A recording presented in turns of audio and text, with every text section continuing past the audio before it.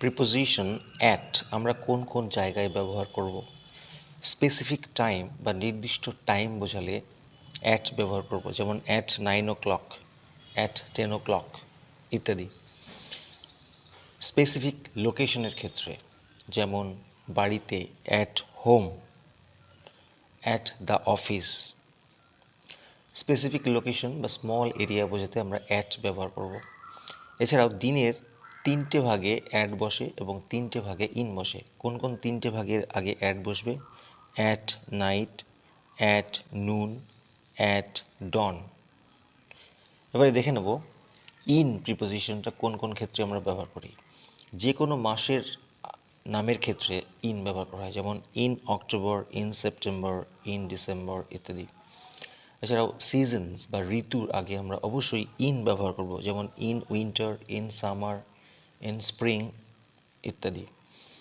আর years বা বছর বা সাল বোঝালে আমরা অবশ্যই ইন ব্যবহার করব, যেমন in 1995, he was born in 1995।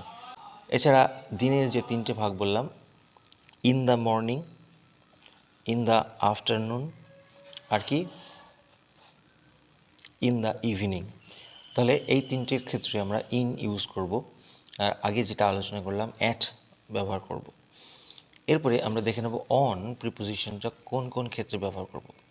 যেমন ডেজ বা দিন বোঝালে অবশ্যই অন ব্যবহার করব, যেমন on Monday, on Sunday, on Tuesday.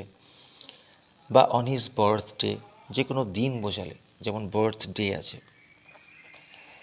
ডেটের আগে, নির্দিষ্ট ডেটের আগে আমরা অবশ্যই অন ব্যবহার করব, যেমন on 15th October, on 12th September ইত্যাদি। এছাড়াও পার্ট অফ দ্য ডে, দিনের কোনো বিশেষ অংশ বোঝালে, যেমন ফ্রাইডে মর্নিং।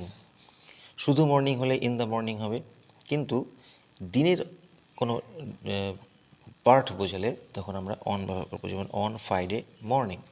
বন্ধুরা, এই ছিল ভিডিও। ভালো লাগলে অবশ্যই লাইক করে, চ্যানেলে সাবস্ক্রাইব করে সঙ্গে থেকো। Thank you so much.